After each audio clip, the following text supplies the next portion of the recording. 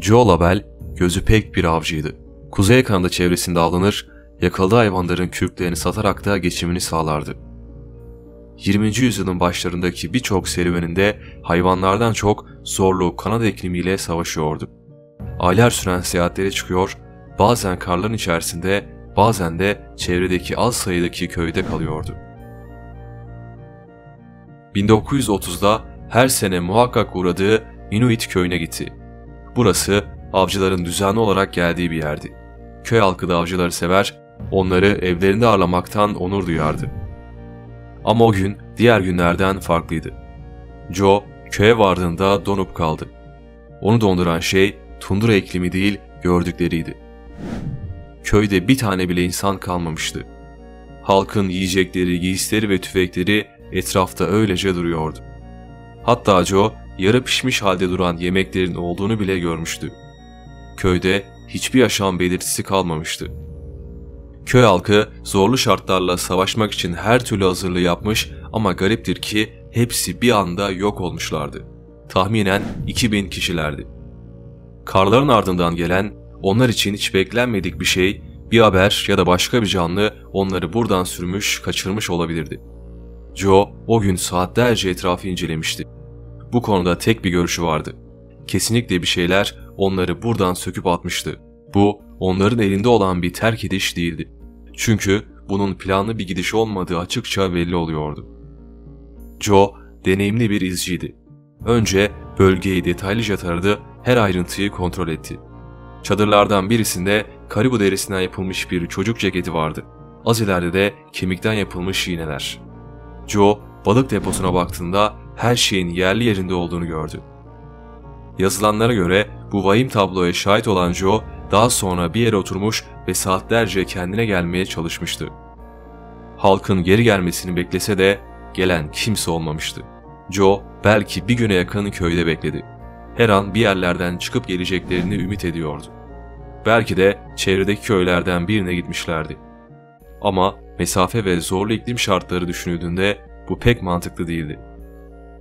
Joe Label bir günün sonunda köyü terk etme kararı aldı. Av için çıktığı yolculuğuna mola verdi ve hemen Kanada Kraliyet Polisi'ne gitti. Nunavut, Kuzey Kanada'da yer alan bir bölge.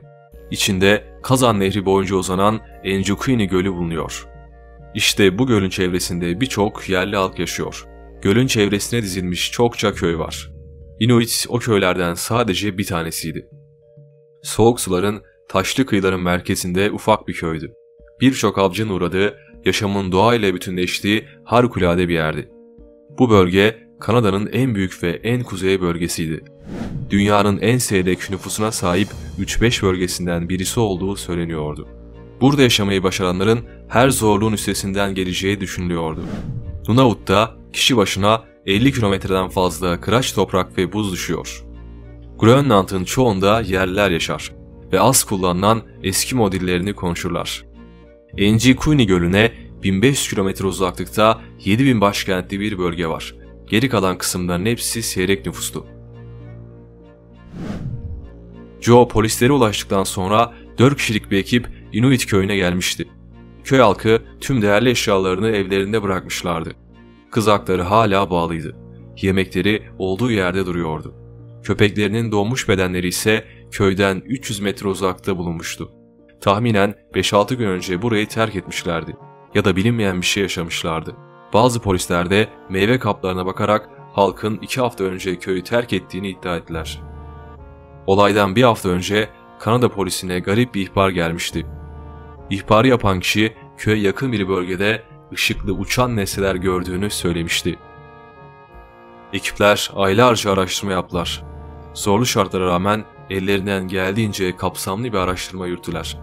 Ama bu ıssız köyün herhangi bir üyesine ulaşmayı başaramadılar ve mecburen dosyayı kapattılar. Olay donma derecesinin 13 derece altında olan bir dönemde Kasım ayında yaşanmıştı. Köy halkının birçok kaya meydanda yoktu. Enjukini Gölü bir buz tabakasıydı. O yüzden bir dalganın onları vurmuş olma ihtimali sıfırdı. Köy halkı rengeyi avlamak için kayak yapardı. Genellikle fok derisi kullanırlardı. Günümüzde köyün bulunduğu yer tamamen yok olmuştur. Bölgeye kimlerin gittiği, kalıntıları neden yok ettikleri bilinmemektedir. Bilinen tek şey bölgeye yıllardır sadece belgesel yapımcılarının gitmiş oldu. Köy hakkındaki en eski kaynak 19 Kasım 1930 tarihine ait. Halifax Herald gazetesi yazarı Emmett Joe Labelle'in öyküsünü dinlemiş, köyde paslı bir tüfek, birkaç köpek kalıntısı bulunduğunu yazmıştı. Yazıda aynı zamanda köyün bir fotoğrafı da vardı. Kanada polisi Ocak 1931'de yürüttükleri soruşturma hakkında kapsamlı bir yazı yayımlamıştı. Bazı isimler Joe Labelle diye birisinin olduğuna inanmıyorlardı. Çavuş Nelson, bilgiyi veren Joe'yu araştırdıklarını, onun gerçek bir insan olduğunu ve Manitouba'nın kuzeyinde yaşadığını söyledi. Gazeteci Emmett'ın köyün fotoğrafı diye lanse ettiği şeyin kendi arşivlerindeki eski bir fotoğraf olduğunu, gerçeği yansıtmadığını açıkladı. En ilginç ayrıntıyı ise en son kısımda vermişti. Civarda bu köyü bilen kimse yok. Haliyle kaybolmalar hakkında bilgi sahibi olan kimse de yok. Zaten öyle bir yerde bir köyün olması çok uzak bir ihtimal. Ancak daha sonra Kanada polisi bölgeye doğruladı. 30 insanın yaşadığını ve bir mezarın olduğunu söylediler. Sayı 2000'lerden 30'lara düşmüştü. Çok uzaklardaki bu köy hakkında neredeyse hiçbir şey bilinmiyordu. Köy hakkında 1959'a kadar hiçbir kaynak yok. 1959'da Frank Edwards'ın kitabı yayımlanınca tekrardan gündeme geliyor. Edwards, Inuit halkının 30 insandan oluştuğunu iddia ediyordu. Ona göre sadece 6 tane çadıra sahip Eskimo kampıydı ve diğer söylentiler hakkında hiçbir şey bilinmiyordu. O tarihlerde Edwards'ın anlattığı hikaye birçok kesim tarafından onaylandı. Olayı duyan medyumlar ve paranormal olaylar hakkında kitap yazan birkaç yazar bu olaya değindi. 1976'da Dwight Whalen bu olayı dergisinde yazdı. 1930 ve 31'deki kaynakları referans alarak esrarengiz kayboluşu anlattı. Dwight'ın vardığı sonuçsa şuydu. Joe bu hikayeyi birilerinden duymuş ve gazeteci Emmett'a anlatmıştı. Emmett da bu olaya olmayan detaylar eklemiş ve kurgulayarak gazetesinde yayınlamıştı. Çok daha sonra bu yazıyı okuyan Betty Hill ismindeki bir okuyucuysa dergiye ulaşmış ve yanlış bilgiler aktarıldığını söylemişti. Betty Hill aslında ünlü bir isimdi. 1966'da uzaylılar hakkında kitaplar yazmış ve büyük bir etki yaratmıştı. İşte o Betty, kocası Barney ile Fundy Körfezi'nden geçerken 9 yıl Enjukini Gölü'ndeki göğün gizemini araştırmış olan Kaptan Larson'la tanışmış ve olay hakkında bilgi almıştı. Betty'ye göre köylülerin hepsi UFO'lar tarafından kaçırılmıştı. Bu andan sonra UFO'lar hakkında araştırmalar yapan yazarlar bu konuya yoğunlaştılar. Nigel Blundell 1983'te yazdığı kitapta köyün nüfusunu 1200 olarak açıkladı. Nigel, göl çevresinde tanımlanmayan cisimlerin uçtuğunu ve bunun defalarca kez olduğunu söyledi. Köyü ilk keşfeden isim Joe'nun ilk olarak telgrafla polislere haber verdiğini anlattı. Ama köyün 1000 kilometre kadar yakınlarında telgraf yoktu. 1988'de People dergisi Nigel Blundell'ın bu iddialarına yer veren bir yazı yayımladı. 2001'de Rance.com sitesi olay hakkında bir makale yayınladı. Yazılarında köy nüfusunun 2000 olduğunu iddia ettiler.